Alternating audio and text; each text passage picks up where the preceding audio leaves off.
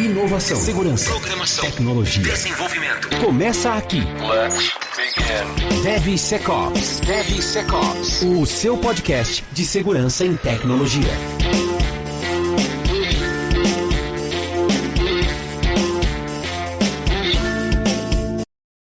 Olá, pessoal. Sejam muito bem-vindos a mais um episódio do DevSecOps Podcast. Eu sou o Cássio Pereira. E eu sou o Benhur. Eu tava aqui dublando o cara falando na aberturazinha aqui. Me senti o Marcos agora, que ele sempre faz o lip sync do bagulho. Representando nosso amigo Marcos, que não está entre nós hoje, que tá com dor de ouvido. Pode expor, assim, os problemas das pessoas, Benhur? Pode, né? Acho que pode, né? Acho que só não vale a pena dizer o porquê que ele tá com essa dor de ouvido, né? Acho que... Boa. Né? Deixa pra lá, boa.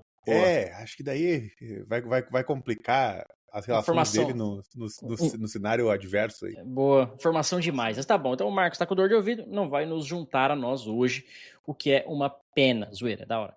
Bom, pessoal, parte 4 do programa de AppSec, né? A gente vem aí numa série de 4 episódios, 5 com esse, explicando para vocês como montar um programa de AppSec. Dado um determinado cenário, né? Enfim, criamos ali uma empresa fictícia, um negócio, alguma estrutura e tal. Então, se você perdeu, se chegou aqui de paraquedas, volta na parte 1, parte 2, parte 3, que os episódios estão muito bacanas. E a gente vai para a parte 4 hoje. A gente vai falar um pouquinho hoje sobre um tema que eu gosto bastante, que é o tema treinamento. Treinar as pessoas. Agora, beleza, estabelecemos lá, fizemos o nosso assessment, estabelecemos alguns processos, definimos lá o que é critério de baseline, definimos um pouquinho de processo de modelagem de ameaça. Show de bola. Agora, como é que a gente continua daqui para frente? E ontem, discutindo com o time, né, com o Benhur, com o Marcos também, offline, a gente falou, cara, agora faz sentido a gente começar a treinar as pessoas. Primeiro, né, dar mais ainda por que eles precisam fazer tudo isso. E agora, mais do que nunca, como vão fazer tudo isso? Né? E aí eu vou começar já com a primeira pergunta para a gente discutir aqui, Benhur.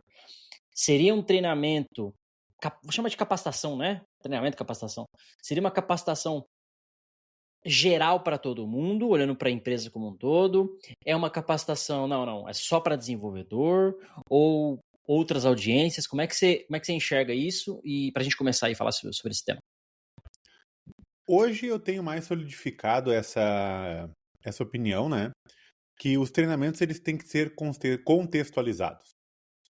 Eu já vi vários cenários onde se tentou fazer um único treinamento para todo mundo com o objetivo de economizar o esforço na criação e manutenção do treinamento, e eu não vi isso dar muito certo. Porque, primeiro de tudo, ou o treinamento fica técnico demais para quem não é técnico, e aí ele não serve, ou ele não agrega para quem é técnico. E aí a gente quer deixar algo que sirva para todo mundo e no final não atinge ninguém na profundidade que a gente espera. Então, hoje, para mim, ele é contextualizado.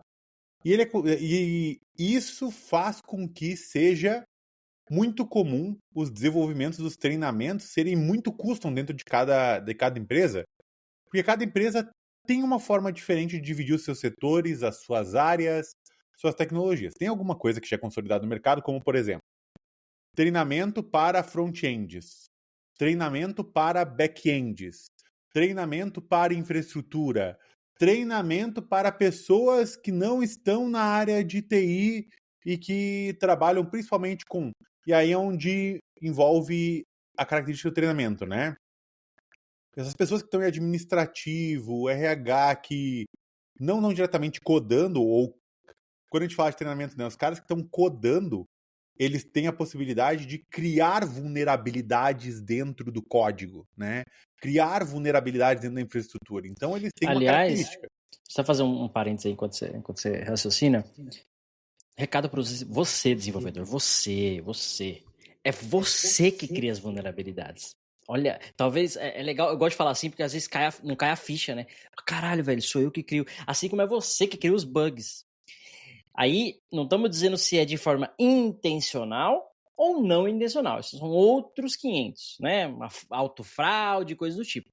Normalmente, o que a gente vê no mercado, né? Normalmente as vulnerabilidades são criadas por uma falta ali de conhecimento mesmo, de programação defensiva, coisas do tipo. É até natural. O bug normalmente acontece por uma desatenção, uma falha, às vezes não pensou em algum cenário e beleza. Mas essa responsabilidade de, cara, a vulnerabilidade existe porque eu a criei, independente da sua intenção. Sem querer também é falta. Né? No futebol, como dizem, sem querer também é falta. Então, é importante ter essa responsabilidade de que nós, desenvolvedores, criamos as vulnerabilidades e os bugs. Então, também é nossa responsabilidade eliminá-los. Né? Desculpa, Ben, eu só queria dar essa alfinetada aí. Até para avisar que se for intencional é crime, tá? Então, vamos lá. Então, assim, nós temos pessoas que elas são capazes de inserir vulnerabilidades nos sistemas, nas infraestruturas, e para essas pessoas o treinamento é diferente, né? E tem outras pessoas que elas estão numa capa mais administrativa e mais de gestão, que elas estão mais expostas ao risco de serem atacadas por um phishing, de instalarem uma ferramenta que não deveria, não que isso não se aplique aos desenvolvedores, tá? A única diferença é que, por exemplo, quem está numa capa mais administrativa, dificilmente vai criar código que vai expor a empresa ou a companhia a alguma vulnerabilidade. Existem outros riscos, né? Como as pessoas exporem informações indevidas. Quem aqui nunca ouviu do caso de alguém que foi anexar um arquivo e anexou o arquivo de salários da empresa e mandou para a empresa toda sem querer? Ou que deixou público um documento como esse, né? Isso também são tipos de riscos diferentes para a empresa em cada uma desses contextos. Então, para mim, o treinamento ele tem que sim ser contextualizado dentro da empresa. Boa. E até complementando nesse tópico, né? Eu acho que eu passei por esse cenário também. Eu tive que treinar a empresa como um todo, sem filtro, né? Agora é desenvolvimento seguro e beleza. Tentei ali, eu conheci muita gente lá na empresa, então eu tentei ali, dependendo de cada turma, por exemplo, direcionar um pouco o tema e tal. Mas é difícil.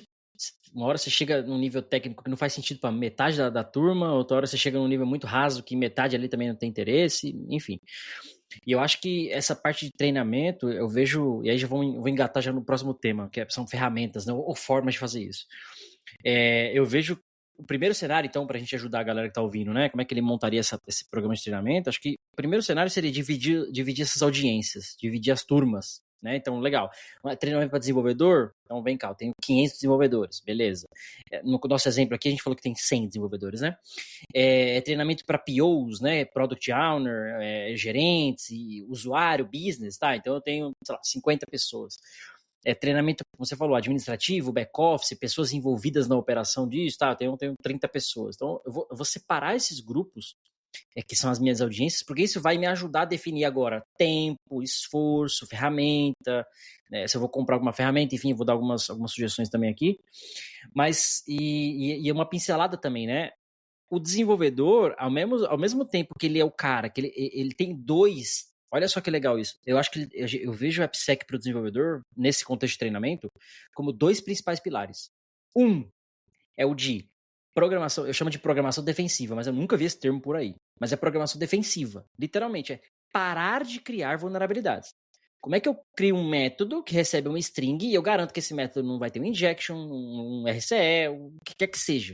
Então, eu programo defensivamente, igual de direção defensiva. Alguém te deu a seta, você já espera deixar o cara entrar. Você vai entrar, você sempre dá preferência, você anda abaixo do limite da velocidade, não no limite da velocidade.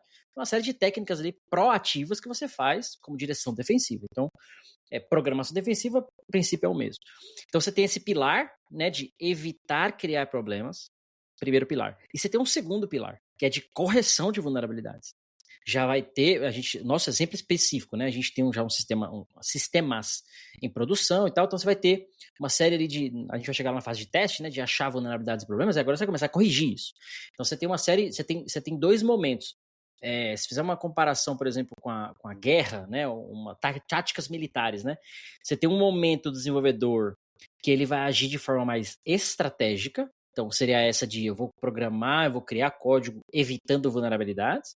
E um momento mais tático, de pegar um backlog de um monte de vulnerabilidade e problema e atacar, de fato, em correção.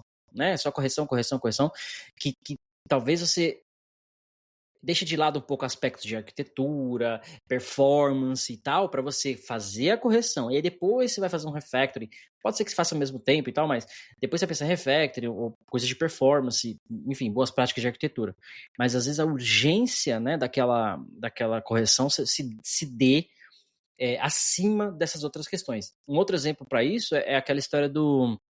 Como é que eu vi esses dias, né? O cara falou, o cara foi salvar uma pessoa e a pessoa tava com roupa apertada, eu não lembro o contexto, mas assim, o bombeiro praticamente teve que tirar a roupa, né, era um cara, inclusive, teve que tirar a roupa do cara, abrir o cinto para poder melhorar a circulação, respiração, para poder fazer ali a massagem cardíaca e tal. Então, não dá para alguém do lado e pensar, não, mas será que esse cara não tá abusando da pessoa? Mas vai ver a pessoa nua, mas não sei o quê. Cara, a vida tá acima desse contexto, né? Era um lugar público, com os testemunhas e tal. Então, esse exemplo é assim, questões estéticas, ele vai deixar de lado, né? Eu já ouvi casos de quebrar a costela, inclusive, da pessoa que estava fazendo massagem cardíaca. A pessoa foi salva, né? Mas muita força ali e tal, quebrou a costela, né? Melhor você quebrar a costela ou teu coração parar nesse contexto, né? Então, esse exemplo que eu estou dando agora é assim, o time tático, esse desenvolvedor mais tático de corrigir vulnerabilidades, ele vai, em um momento, abrir mão, por um tempo, às vezes de questões de performance, arquitetura, né, boas práticas de programação em si, porque, cara, deixa eu corrigir primeiro esse bug, essa vulnerabilidade. E eu vou corrigir de uma forma mais rápida, de repente. Depois eu volto a refatorar esse código, né? Às vezes é o caso, às vezes dá para fazer tudo junto, enfim. Mas só para entender que a gente tem dois momentos, né? Um de programação defensiva para o desenvolvedor e um de correção de vulnerabilidades. Dito isso, Benhur, aí o que você acha? A gente definiu esses públicos, agora a gente vai estruturar o como fazer isso. Eu acho que é bem claro que para públicos diferentes você também vai ter formas diferentes. Eu vou já abordar a parte técnica e aí a gente se complementa com o resto.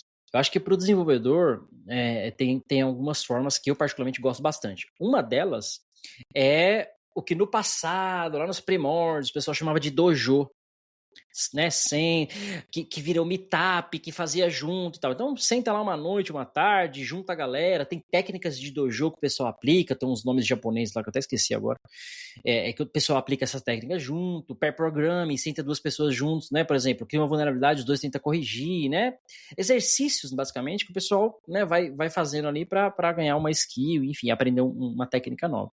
Isso combinado, como eu já falei, né, meetups, eventos, aqueles que o pessoal chama de brown bags, né, durante o almoço ali, por exemplo, o pessoal tá comendo na mesa, no escritório, bate um papo ali com relação a uma coisa técnica e tal, acho que esses elementos são bem bacanas. E tem um outro que eu gosto bastante, mas eu gosto bastante até a segunda página, por quê? E já vou explicar, que é usar plataformas de treinamento para desenvolvedor. Como é o caso do Code Bashing, que é da Checkmarx, que é nosso patrocinador, e tantas outras ferramentas por aí, como Contra, por exemplo, né, dentre outros.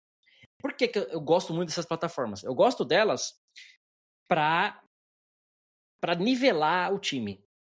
Falar, galera, tá aqui a plataforma, vamos ter acesso por 1 ano, 2, a gente vai aprender agora como é que corrige vulnerabilidade, consequentemente já aprende como não criá-las, né, na tua linguagem específica e tal. Mas na segunda página, essas plataformas, elas têm uma limitação, eu diria, e natural, que é de conteúdo. Cara, daqui 1 ano, 2, ela não atualiza tanto. Nem as próprias vulnerabilidades, de fato, eu diria. Tanto que você precise delas ainda. Eu acho que depois que definiu essa base, e de novo, uma empresa pode ser 6 meses, a outra pode ser 2 anos, tá? Uma vez que definiu essa base, que eu brinco de zerou a plataforma, ela não se faz mais necessária. Talvez um ou outro ponto em específico. E aí a gente pode complementar voltando pro dojo, pro meetup, treinamentos internos e tudo mais. Mas acho que eu começaria com essas duas formas, bem. O que você acha? O que dá para complementar? O que você acha? Beleza. Vamos ver até o presente momento, o que a gente tem, né? Para ser de base desses treinamentos, né? Nós sabemos que a gente vai fazer ele contextualizado. Vamos pegar as audiências específicas para fazer treinamento específico. Nada impede de ter um conteúdo que são aplicáveis a todas as audiências, né? Mas tem conteúdos que não, né? Isso a gente tem bem claro. Outra questão que a gente tem agora, a gente já tem os Security Baselines, né? Ou Security Requirements já bem definidos. Lembrando que todo treinamento também é uma oportunidade outdoor, né? Tudo que você dentro do treinamento quiser passar para frente, quiser comunicar, quiser fazer um merchan ou quiser deixar claro, é uma oportunidade que você tem ali, né? Outra questão é, um treinamento de segurança, ele é um treinamento obrigatório dentro da empresa? Ele está lá como check dos treinamentos obrigatórios da empresa, né? O treinamento de desenvolvimento seguro, ele deveria ser um compliance dentro da empresa, né? Sabendo disso... Lá naquela política do primeiro episódio, que a gente falou de política, tem que ter um item desse lá, eu diria, para complementar isso que você falou. Completar o treinamento de desenvolvimento seguro, e o treinamento de desenvolvimento seguro a gente sabe que ele é semestral ou anual, mas ele não pode passar mais de um ano sem ter o treinamento dele, né? Então ele tem que ter o onboarding e a cada X tempo ele precisa refazer isso. Beleza, feito isso, aí nós temos, sabendo que nós temos esses recursos, né? Aqui, nós precisamos definir o que é a temática, né? Um modelo, né? Uma coisa que realmente eu gosto bastante, aí, Cássio, bastante mesmo, é esse modelo de hands-on voltado a tipo um CTF no meio do curso, tá ligado? Esses modelos eu gosto bastante, assim. Então, por exemplo, quando eu vou para um treinamento e eu chego e só apresento o treinamento corrido, cara, esse monólogo é muito chato. Esse monólogo é muito chato, cara. Então, assim, ó, de tempos em tempos, dentro da apresentação, a gente coloca uns CTFs, sabe? Do tipo... Cara, às vezes a gente consegue codar junto. Pessoal, tá aqui o código, vocês têm que descobrir qual que é a vulnerabilidade, entregar corrigido, e o primeiro que entregar ele corrigido certo ganha, né? E aí a gente vai pegar ali, ó, tá aqui a URL do GitHub, abra um pull request com o código corrigido, né? E aí vai rodar o teste e a gente vai conseguir ver. Beleza. Às vezes a turma é muito grande, a gente entra no treinamento, tem 60 pessoas e às vezes é um pouco mais difícil essa dinâmica. Aí eu já gosto de colocar, por exemplo, na tela algum challenge e algumas opções de alternativas e deixa as pessoas colocar no chat. E aí, isso aí pode ser um pouco bullshit, mas eu gosto muito de gamification dentro dos treinamentos, sabe? Gosto um pouco disso.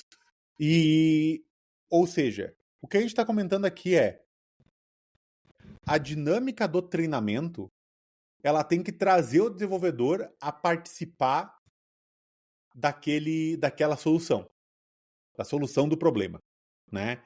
Ele tem que botar a mão para solucionar o problema. Ele tem que ter uma prática para aprender a solucionar o problema. Ele precisa participar da discussão da solução do problema. Ele não pode ser um one way, não podemos a gente falar e esperar que ele absorva e a partir dali fechou. E aí nós temos distintas formas, né? Os treinamentos, como é que a gente mede que uma pessoa participou do treinamento, executou as práticas e realmente atingiu um objetivo em específico, né? Que é a dinâmica, ela tem a ver um pouco com isso também. Então, por exemplo, se eu vou fazer com que as pessoas vão lá, olha, tentem corrigir esse problema, vamos lá. Uma coisa é a pessoa fazer um pull request, ela não fazer o pull request da melhor forma possível, né? Pô, mas ela tá aprendendo. Outra coisa é ter aquela galera que entrou ali, câmera apagada e não fez nada dentro do treinamento. Entendeu? Então isso, aí eu vou pedir desculpas, né? Mas nós estamos num ambiente corporativo. Ninguém aqui está fazendo treinamento de desenvolvimento seguro porque é uma ONG. A gente precisa proteger a empresa e quem está participando precisa participar. A gente é funcionário, a gente tem que participar. A gente tem que aprender as coisas, entendeu? Ninguém está pedindo favor. Isso é uma obrigação da empresa.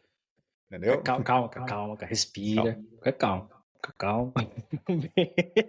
Eu me vejo. Olha só como minha mãe falava, né?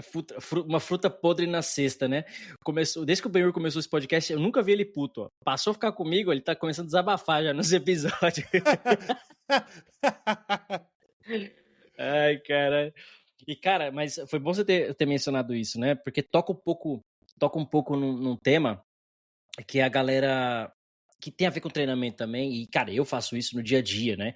Por exemplo, eu trabalho em empresa financeira, então eu tenho aqueles treinamentos mensais, trimestrais de compliance. Aí, tipo, lavagem de dinheiro, anticorrupção. É um treinamento super simples, é tipo assim, simples de 15 minutos, sabe? Um videozinho, umas respostas ali e tal. E você faz, mas assim, tipo, eu não falo a verdade, eu não faço prestando super atenção. Sabe, você faz e segue. Eu tenho um pouco de... Qual que é o meu sentimento, né? E vou tentar trazer isso para a discussão. O meu sentimento eu já sei esse tema, talvez não com a profundidade, né, técnica suficiente, mas é um tema que eu sei e é algo que eu sei que eu não vou fazer. Porque é o treinamento assim, para evitar que você lave dinheiro, ou faça corrupção na empresa, aquelas coisas, ou faça alguma coisa, às vezes de forma inocente mesmo, um negócio com um parceiro, alguma coisa que possa sujar a imagem da empresa, tal. E, tipo, pra mim é meio óbvio algumas coisas. Eu sei como lidar com aquilo, né?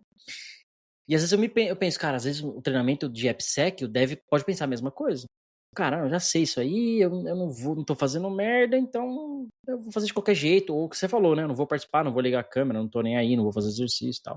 Tem um pouco disso, né? E é natural, é algo do ser humano. Mas tem a contrapartida, que acho que o Benhur falou muito bem, né? Não é favor pra ninguém, tá todo mundo sendo pago e é profissional pra fazer isso. Então, não precisa ter essa frescurite, né? Não vou fazer, não quero, não é necessário, né? O não quero, pra mim, é o mais absurdo. Eu não vou participar, não tenho tempo, não é prioridade. Cara, assim, tem coisas que não tem muita opção. Esse tema que você falou de pegar a galera e fazer exercício CTF, tal, gamification, cara, super concordo também, acho que é muito bacana. E eu diria o seguinte também, quando a gente tá falando de outros públicos, um exemplo aqui, né? O dev, ele vai ter talvez ele vai chegar num nível mais técnico, como corrigir vulnerabilidade, como não criar vulnerabilidade. Mas um público, por exemplo, usuários, POs, né, business, que vai demandar requisitos funcionais, por exemplo, um treinamento para essa galera, você falar, olha, o que é um brute force? O que é um injection? Né? Você vai falar de vulnerabilidades, ataques, você pode usar talvez outros termos, né? Porque esse cara, uma vez que ele sabe o que é um Broken Access Control, como é que alguém tenta bypassar a tela de login, o controle de acesso, a próxima vez que essa pessoa for demandar um requisito funcional que seja, olha, precisamos de uma API nova para expor para um parceiro, precisamos de uma tela nova com login, na cabeça dele, opa, peraí, mas eu sei que tem forma de eu bypassar isso. Não é um cara de segurança, ele não é um cara técnico, mas ele vai pedir algo necessário, uma necessidade de negócio. Eu tenho certeza que ele vai falar, cara, eu já ouvi falar que tem brute force, dá pra gente pôr um CAPTCHA aí, não dá? Ele não precisa nem explicar de forma técnica, só dele mencionar esse tipo de coisa e dele ter aquele conhecimento, ele vai pedir de uma forma diferente. Então, o requisito funcional, que é a matéria-prima do software, já vem mais refinado. Né? Imagina se, para fazer o móvel, a fábrica não precisasse ir lá na floresta, tirar a madeira, passar no... Como esqueci o nome do... Pega aquele tronco gigante de árvore, moe, até virar as peças de madeira para poder fazer o móvel. Imagina se já chegasse a peça bonitinha, né? Então, é a matéria-prima mais trabalhada. Então, se o requisito funcional ele vem mais trabalhado, porque agora quem está solicitando tem um conhecimento melhor, porque teve um treinamento específico para aquela audiência, cara, o valor disso, isso impacta assim, ó, praticamente o ciclo inteiro, porque a modelagem de ameaça ela vai ser mais simples, os testes de segurança vão ser mais simples, porque tende a modelagem ser mais simples, porque você já foi um requisito bem feito. Tende os testes ser mais simples, porque é um teste que vai só passar, porque em teoria já foi programado defensivamente, já foi pedido com requisito de segurança, então tende aquele teste não achar muito, né, não achar problemas e tal. Então você vê que a redução, né, na cadeia, a redução de impacto lá na frente é muito grande. Sem falar na própria redução do risco, né, aquela grande história, né, evitar que chegue uma vulnerabilidade em produção. Então, sempre a gente fala do shift left, né? De tentar encontrar os problemas antes. Que tal a gente... E aqui é uma oportunidade de fazer isso, né? No nível de treinamento. Que tal a gente entender a ponto de não criar esses problemas? A história aquelas analogias que eu sempre faço, né? É a história do comer bem, não usar droga, não beber. Né? E ter uma dieta saudável e fazer exercício. Porra, você já eliminou... O pessoal fala, né? 70% dos seus problemas cardíaco, de câncer, de não sei o quê, porque você já tem uma dieta, tem uma vida de exercício ativo e tal.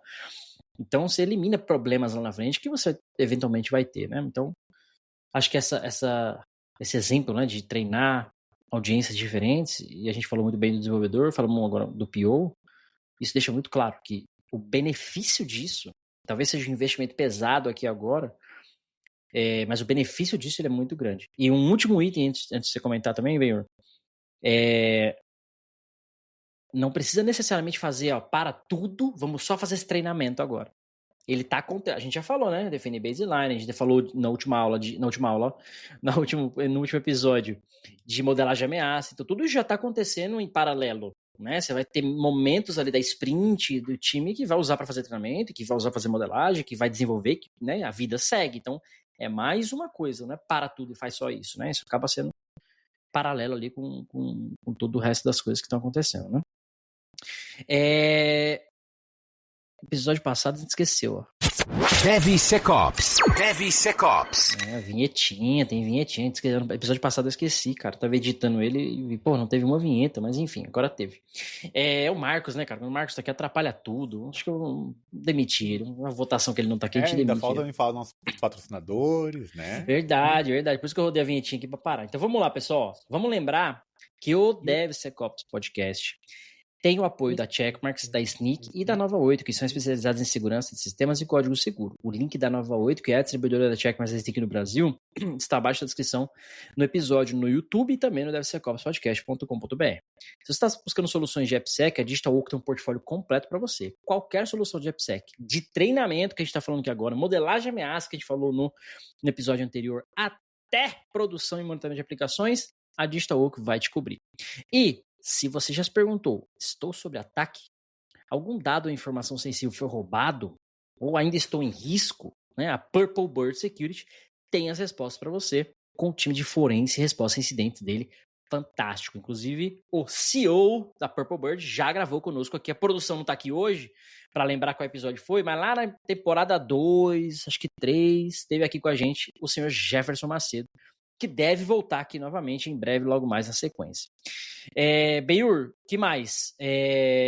Você curte essa parada de... Como é que o pessoal fala? Esse treinamento... Quem você falou? Tem treinamento que é obrigatório e tem treinamento que é opcional. Você curte essa parte de obrigar treinamentos? Depende... Assim... É uma boa pergunta, tá? Eu acho que os treinamentos obrigatórios, eles têm um porquê existir dentro da empresa e ela tem duas perspectivas, né? A primeira perspectiva é para realmente tentar prevenir a empresa de estar exposta a um risco ou a um problema. Então, a gente procura treinar as pessoas para que elas não exponham a empresa àquele risco, né? E outra forma, a gente entende também que é uma proteção para a empresa, né? Então, se o funcionário faz alguma coisa e não está inscrito em nenhum lugar ou não teve nenhum treinamento ou nada assim, e depois acontece alguma coisa, a empresa também se defende. Olha, mas ele foi treinado, né? Então, a gente tem esses dois casos, né? Então, assim, o treinamento obrigatório, eu acho que o fato de você dizer para uma pessoa é obrigatório, tudo que é obrigatório, ele vem precedido de uma punição caso não seja feito, né? Então a gente tem que entender isso aqui. Cara, vai ser criada essa cultura de punir a pessoa caso ela não faça? Entende? Eu acho que isso é uma questão. Outra coisa é isso estar em conjunto com o que faz sentido na maturidade de cada, digamos, senioridade dentro da empresa, né? Por exemplo, assim, cara, eu sou profissional júnior e eu quero subir para profissional pleno. Sou um pleno, quero subir para um sênior, né? Então, parte dessa jornada faz parte de você ter os conhecimentos em segurança necessários para o ecossistema que você trabalha. São skills necessárias dentro da sua carreira, dentro do seu ecossistema. Então, por exemplo, para mim, ser um desenvolvedor e conhecer de segurança no desenvolvimento de software, ele não é um opcional. Ele não é um opcional por quê? Porque da mesma forma como a gente tem que estudar escalabilidade para que a aplicação não caia, que a gente tenha que estudar manutenabilidade para que a gente não tenha que reescrever as coisas a cada 2 anos, a segurança ela está junto ali. A única diferença é que tipo de risco a segurança expõe. Eu acho que teve um erro muito grave no começo da área de segurança, que era separar, né, quem é dev, quem é de sec, e segurança quis ficar com tudo para eles e depois sair empurrando as coisas nos outros. Então acho que teve esse fundamento errado, e aí isso vai demorar muito para isso ser diluído. Então eu acho que sim, deveria, não digo assim, o treinamento é obrigatório, mas deveria ser sim obrigatório. O conhecimento em segurança está no path de carreira da pessoa de dentro da empresa, entende? E aí ela pode conseguir isso de distintas formas, né? ela pode conseguir isso através de cursos externos, ela pode conseguir isso através de treinamentos dentro da empresa, e eu acho que o treinamento é a forma mais fácil de você chegar nesse ponto. Entende? E quando a empresa oferece esses treinamentos, é melhor ainda. Porque aí a empresa está te falando, ó, eu preciso que você tenha esse skill e eu tô te dando esse skill. Eu tinha um chefe, cara, que ele falava muito bem assim, por exemplo, né? Eu preciso de alguém que fale inglês.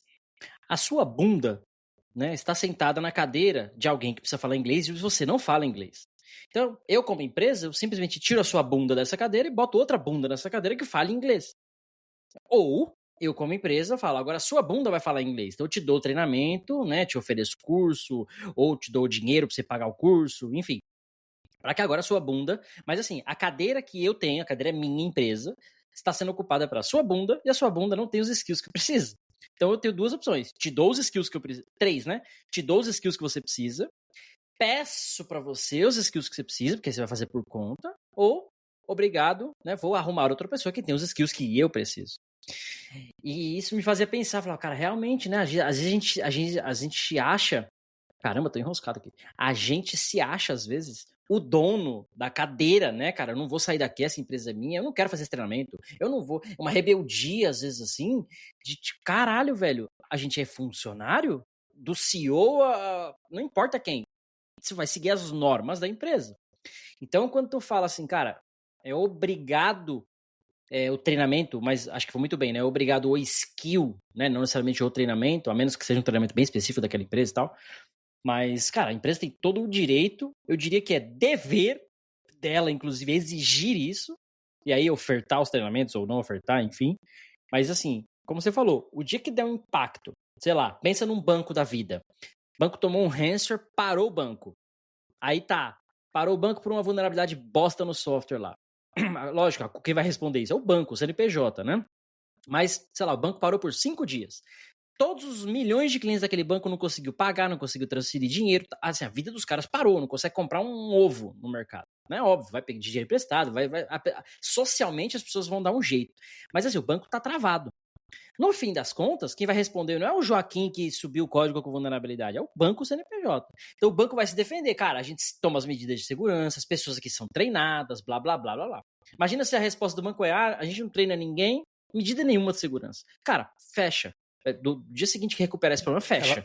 Ela vai responder. Ela vai responder judicialmente, criminalmente, né? Então, assim... Por não ter os compliances necessários para isso. Exato. Então, quando a galera dá esse chiliquinho, né? Ai, não quero. Ai, que saco. Ai, não sei o quê. Tipo assim, se põe um pouco no nosso lugar, né? Não, cara, você não tem muito o que querer, né? Você simplesmente faz ou não faz. Eu vou usar outra analogia aqui, que eu gosto das analogias que gera treta, né? Eu sou católico, né? Como bem o Ur sabe, e os outros colegas sabem. E tem quem não seja, e tá tudo bem, né? Cada um acho que segue uma coisa ou outra. Na minha crença, quando acabar tudo, ou você vai pro céu ou você vai pro inferno. Crendo ou não crendo, né? Então, até para quem não crê, vira cristão no final, porque vai para um ou vai para outro, né? Normalmente vai pro inferno, porque não crê, porque não segue as regras e tal. Então, o chilique que você der não importa, né? Porque na crença que eu acredito, isso vai acontecer de fato. A menos que eu esteja muito errado, não vai acontecer mesmo, aí tá tudo certo. Mas como eu acredito e tenho fé, então você tem um caminho ou outro. E independente, veja, aqui é o interessante, né? Independente da minha jornada, ou eu virei santo, né, na minha crença, ou eu simplesmente ignorei tudo, no final, os destinos são os mesmos. Ou vai para cima ou vai para baixo. Ou desce o tobogã com vaselina, ou passa pela porta estreita do céu. Então, esse exemplo da empresa, cara, acho que se encaixa bem nesse exemplo da religião aqui, porque você falando o que quer, que não gosta, que não vai, ou que quer, o que quer seguir, o que quer obedecer, quem manda é a empresa. Não é você é funcionário. Ponto final. Né? Então, acho que a gente tem a opção, inclusive o dever de opinar, de sugerir, de mudar, de dar ideia, de discordar muitas vezes. Né? Mas uma vez estabelecido, cara, todo mundo tem que passar crachá para entrar. Não, eu não quero passar crachá, eu quero entrar porque o cara da portaria que tem que me conhecer, foda-se. Não, tem que pôr biometria. Não quero pôr biometria. Então, tipo assim, é umas revoltas com umas coisas que faz a porra do treinamento, cara, né? Então, enfim, a gente usou pra desabafar um pouco, mas pra ajudar a galera é isso. Eu acho que é um bom ponto, até trazer, aproveitando a parte do polêmica, trazer um ponto acho que é importante, porque eu acho que a galera esqueceu, eu não sei o que tem acontecido com o mundo agora, nesses últimos tempos, né? Mas a galera esqueceu que, cara, a gente tá no mundo corporativo, tá? E, cara, são empresas precisam de dinheiro, querem dinheiro, a gente também está trabalhando porque a gente quer dinheiro e a gente precisa de dinheiro. Nós não somos diferentes da empresa, a gente só está em escala diferente. A gente também tem as nossas ambições, as empresas têm as delas, e a gente tem que todo mundo jogar esse jogo do empreendedorismo, do ganhar dinheiro, whatever. Gostando ou não. Ou não, Isso é cara. importante. Entendeu? Então, tipo assim, ó... sim, as empresas vão... Eu não sei aonde parou esse jogo do... eu faço o que eu quero porque eu sou dono de mim mesmo. Não, você não é dono de si mesmo. Se você não jogar o jogo, você vai ficar sem dinheiro, não vai ter o que comer, não vai ter onde morar. Tá? Então, assim, não. Tem que saber jogar também. E aí é o seguinte. Vamos pegar dois caras. Tem um cara que os dois caras cometeram o mesmo erro. Botaram uma vulnerabilidade lá no fucking código. E assim, ó, e não precisa muito, tá? Basta colocar uma vulnerabilidade errada num cálculo de cashback para você ver milhões sair do bolso da empresa.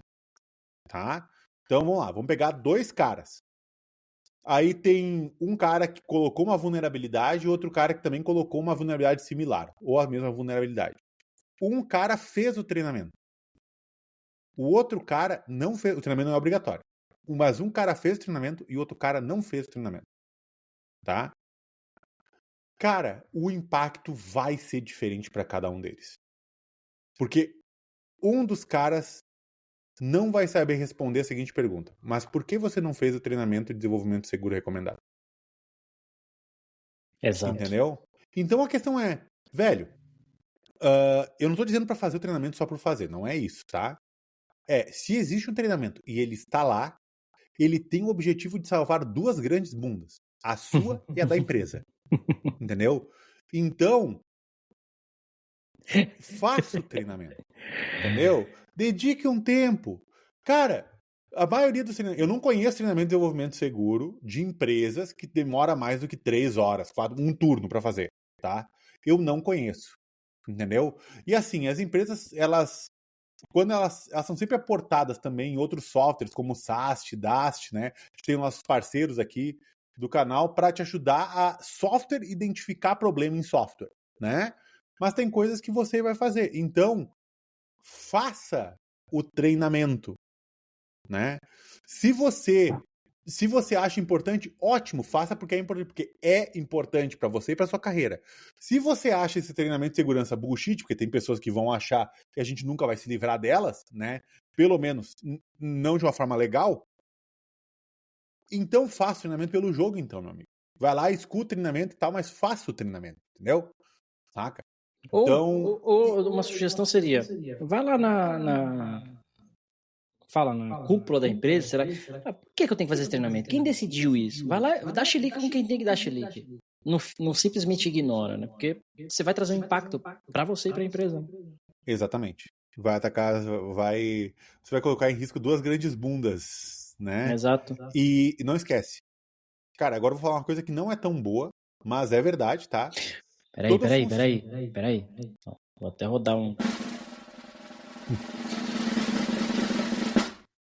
Pode falar. Todo funcionário que expõe a empresa a um risco por demasiado tempo e que traz problema para a gestão porque está expondo por demasiado tempo ou costuma deixar a gestão estressada por demasiado tempo, a gente já sabe onde vai, né? Então, os treinamentos, eles são importantes. Eles estão lá porque existe um risco real, entende? Pessoas, vou abrir o coração para vocês, né? A gente até, profissionais de AppSec, gostamos de criar treinamentos. Gostamos de criar as coisas. A gente gosta de fazer, né? Só que a gente tem mais 1 milhão de coisas que a gente precisa fazer. Nós somos profissionais de segurança que são importantes para a empresa. Se a gente está dedicando 1 milhão de coisas, a gente não está fazendo 1 milhão de coisas que a gente deveria fazer para fazer um treinamento, é porque aquilo tem uma importância. A empresa está largando Pensa assim, ó, a empresa largou uma grana federal para fazer o treinamento. Porque, lembrando, quem está fazendo o treinamento para fazer algo, isso aí serve para tudo. Para alguém fazer algo, esse alguém está deixando de fazer vários outros algo, né? Então, ele está dedicando para isso. Depois, ele está, para cada profissional da empresa, reservando X tempo em horas para que ele faça esse treinamento. Tem um porquê. Então, faz o treinamento. Acho que é isso. Episódio de hoje. Acabou. Obrigado, gente. Faz o treinamento. Acho que a mensagem é essa. Faz o treinamento. Mas acho que a gente falou muito bem nesse sentido de, olha, pessoal, vamos separar as audiências, definir o como, né, com ferramentas, metodologias, Meetup, Dojo e tal. O Benhur comentou bem do hackathon, não... Como é que ele falou? CTF. Os né? CTFs, as dinâmicas, né? As práticas, dinâmicas práticas para que as pessoas participem, né? Aí tem vários modelos. E o hackathon veio na minha cabeça aqui, porque um vizinho aqui passou um hackathon de 24 horas aqui da empresa que ele trabalha pra Nokia, inclusive, programando as placas da parada mesmo, sabe? Os chips e tal. E ele, teve um hackathon, não sei o que, de 24 horas, você criar lá umas soluções e tal, bem legal. Então, o hackathon é uma forma, né, de você treinar as pessoas, enfim, acho que participar de eventos é uma forma de treinamento, né, manda a galera pra B-Sides, pra Black Hat, pra Defcon, que esse ano eu não vou poder ir, infelizmente, mas manda a galera pra evento, inclusive, na minha visão, é um dos lugares que você mais traz valor pessoal, assim, né, da experiência como um todo, do evento, do conhecimento como um todo.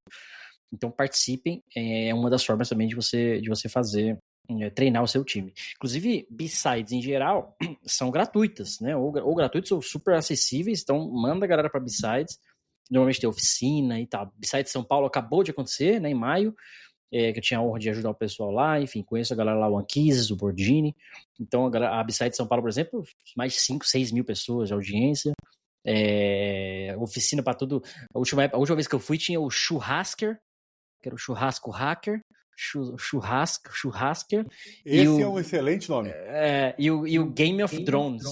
Então tinha uma brincadeira de drone lá para as crianças, cara. Tinha B-Sides Kids, assim, um evento assim, absurdo de bom. Inclusive foi o primeiro que eu fui quando de fato decidi para a área de segurança, né? Então eventos que a gente já fez um episódio aqui falando sobre isso, alguns episódios na verdade falando sobre isso, para você participar. E para dar mais 2 pinceladas, esse exemplo de chilique, né, que a galera gosta da chilique, eu tirei meu visto americano, eu tinha né, vale por 10 anos, aí ele venceu, aí há 3 anos atrás eu tirei outro, né, fiz outro visto americano, fui para os Estados Unidos há 2 anos atrás. Esse ano eu iria novamente, aí eu recebi uma carta aqui que meu visto foi revogado. E se eu quisesse o visto novamente, eu tinha que ir no consulado aqui e tal. Enfim, fui no consulado, o cara falou, cara, seu visto tá cancelado, não tem motivo nenhum, veio direto de Washington, você tem que aplicar para um novo. Aqui é muito rápido as coisas, né? Então eu apliquei para um novo, tal, 2, 3 dias depois, fui fazer entrevista, falou, olha, seu visto não tá, como você teve um visto cancelado recentemente, esse novo precisa de um processo adicional de verificação. Aí, cara, tem que mandar um monte de documento para um e-mail lá, blá, blá, blá, blá, blá, resumo. Estou sem o visto ainda, não posso para os Estados Unidos. Adianta dar chilique, falar que o presidente A ou B tá certo. É o jogo, cara. É a terra de outra pessoa, é outro país. Se eu estou autorizado, eu vou. Se eu não estou, eu não vou e pronto, acabou. Né? É simples assim. Posso ficar chateado e tal, é natural, mas não adianta, o chilique não vai mudar. Né? Então, às vezes tem regra do jogo que você tem que jogar. Nesse contexto específico, eu vou fazer o quê? Vou atacar os Estados Unidos, então, que eu não posso ir agora. Né? Não faz nem sentido um negócio desse. Né? Nem tentar, nem começar eu consigo. Né? Então aí cada um tem que fazer as escolhas, né? Ou o cara quer ser um revolucionário dentro do ambiente que ele quer. Não tem problema, se quer ser, tudo bem, né? Sobrevivendo no final do jogo. Ou o cara muda de jogo, mano. Entendeu? Se o cara não quer mais jogar aquilo ali, tá ligado? Normal. O cara não quer mais jogar aquilo ali. Porque. Cara, eu não sei. Aí eu vou. É o momento de abrir o coração assim. Eu não sei se esse monte de estresse que a gente passa hoje em dia, o over-estresse que a gente tem, não é porque a gente não tá tentando fazer o mundo aquilo que a gente quer. Entende? Em vez de tentar aceitar um pouco do mundo como ele é. Entende? E jogar um pouco mais nas entrelinhas e ir mudando aos poucos. Porque a gente se estressa muito quando as coisas não são exatamente como a gente quer. Né? Eu sou um cara que me estresso muito com isso. né? Eu tenho uma visão na minha cabeça e se eu acho que não é aquilo ali, eu acabo me estressando demais. Uhum. Mas às vezes eu olho assim, cara, às vezes aqui eu acho que é melhor eu jogar esse jogo aqui, como tá aqui. Às vezes eu acho que ali eu consigo mudar um pouquinho, sabe? Mas aí eu fico a reflexão. Boa, acho que a gente pode fazer um episódio disso, inclusive, né? Da nossa saúde no dia a dia, saúde mental no dia a dia. E para deixar um recado pra galera aí sobre isso que você falou, tem um cara que eu sigo ele no Instagram, ele é psiquiatra. Ele chama Ítalo Marcilli. Sim, aham. O Ítalo é sensacional. Marcilli. E aí ele fez um episódio de um vídeo esses dias falando assim, falou, cara, a realidade ela se apresenta pro indivíduo. Você tem duas escolhas, que você falou agora, você tem duas escolhas. Você se revolta com aquilo, você não aceita, você não quer, mas não vai mudar. É a realidade. Nem que eu falei agora, meu visto, tem que esperar o visto. Tá bom, eu vou tacar a bomba nos Estados Unidos, vou invadir, ou vou simplesmente, tá bom, vou esperar. Tem algo que tá no meu controle de fazer, né? Vou chegar no LinkedIn do Instagram e vou xingar todo mundo e depois os caras lá vão ver, aí vão revogar meu visto mesmo, e daí como é que eu fico depois? E aliás, parte desse processo é isso, minhas redes sociais, os caras têm que analisar tudo. Então, enfim, Trump te amam, Estados Unidos, América, viva América. Mas, assim, cara, às vezes, que você falou muito bem, às vezes a gente se estressa com as coisas porque a gente tem, às vezes, a visão de como deveria ser e a gente não consegue chegar de alguma forma naquele resultado. E aí a gente acaba se estressando, enfim. Mas acho que o que a gente consegue fazer, e eu tenho feito bastante, coloca na política e vira obrigatório. Aí todo mundo tem que fazer.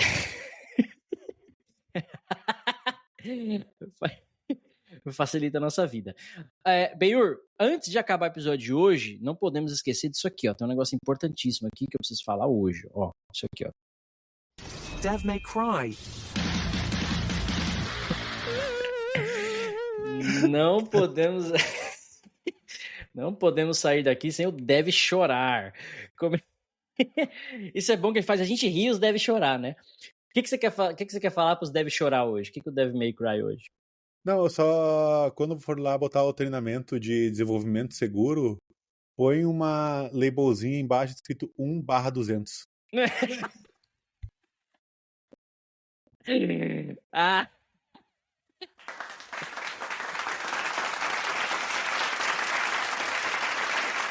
Sensacional. 1/200 slides, né? Tela, sei lá. Aquele vídeo de 15 minutos embaixo 1/200. Cara, é ótimo. Pra melhorar, vou ajudar, vou apimentar isso daí, não vou nem falar outra coisa, vai ser isso aí. A cada, sei lá, 10 ou 5 tem um quiz. Ou seja, o cara não pode dar next pro final, tá ligado? Fazer a prova final, por exemplo. Não, ele tem que responder o quiz. E dentro dos slides, você tem que clicar pra abrir coisinha com informação a mais. Se não fizer, não avança. Isso é muito bom, mano. Boa. Esse é o treinamento que a gente quer. Nossa, cara. Esse não é Devil May Cry, esse é Todo Mundo May Cry. Puta que pariu, velho. Nem eu gosto desse. Mas essa ideia não veio da avulsa, não. Na empresa que eu tô hoje é assim, cara. O treinamento... Mas não é /200, né? Sei lá, é rápido. Mas, tipo, a cada tela... clique aqui para mais informações. Aí tem umas animaçãozinhas e tal. Então abre a tela. Mas você tem que clicar na parada. Se você não clicar só der next, não avança. O next não habilita, tá ligado? Mas, de novo, é rápido, né? Acho que o maior que eu fiz até agora foi 15 minutos. Enfim. Mas não. O nosso aqui é do 1/200. Tem que clicar e com um quiz a cada 3, 5. Quiz de 20 perguntas, né? Justifique sua resposta. Dissertativa, não é nada... Nossa senhora, puta que pariu. Não, e basta tu fazer uma coisa. Bloqueia o Ctrl+V. Faz o cara digitar, velho. É ótimo. Caralho, velho. Eu não vou ficar com raiva de você hoje, porque eu tô do mesmo lado, tô no mesmo time, mas porra, velho, essa é Devil May Cry mesmo. Dá pra encher o saco. Dá pra piorar com isso? Será não? Tem que ser no idioma que ele não fala. Então, ou tem que estar em inglês, ou... Não é inglês, ou é inglês geral, né? Porque a galera do Brasil tem que estar em inglês. Não tem outra opção, beleza. Áudio também? Falou que tem vídeo, né? De 15 minutos, áudiozinho. Boa. Bota o áudio, aqueles áudios com qualidade ruim. Tipo... Os vídeos travando, tá ligado? Fica travando, a cara carregando e trava. Nossa, demais. Senhora, velho, que terror, mano. E no final de cada tela, ele tem que clicar, marcar como lido ou como feito, não marca automático. Então, sim, senão não marca. Um checkzinho ali, boa. Bom, fechou. Acho que hoje o Devil May Cry de hoje foi melhor até agora, hein, cara? Acho que é pra machucar mesmo, né? Esse é pra machucar. Só porque o Marcos não tá aqui hoje, né? Mas enfim. Vamos saber se ele assistiu o vídeo. Marcos, depois manda pra gente no privado o que é o Devil May Cry de hoje, pra gente se tá assistindo os episódios. A nossa audiência está crescendo. Bom, pessoal, fechou. Acho que o episódio de treinamento foi esse, né? A gente explicou aí de como você implementar a forma de treinamento, enfim, separar as audiências, que eu acho que é algo bem importante, separar os seus públicos ali internos. Acho que faltou falar um pouco de prazos, né? Com o tempo que isso deve demorar, mas acho que isso é bem relativo. Pode demorar, eu diria que é um ciclo contínuo, na verdade, né? Você pode fazer ali alguns programas mais limitados, mas acaba sendo um ciclo mais contínuo. E era isso, então. Eu sou o Cássio Pereira. Eu sou o Benhor. E nos vemos na próxima semana. Acho que é isso. Beijo, tchau. Valeu, pessoas. Termina aqui DevSecOps, o seu podcast de segurança em tecnologia.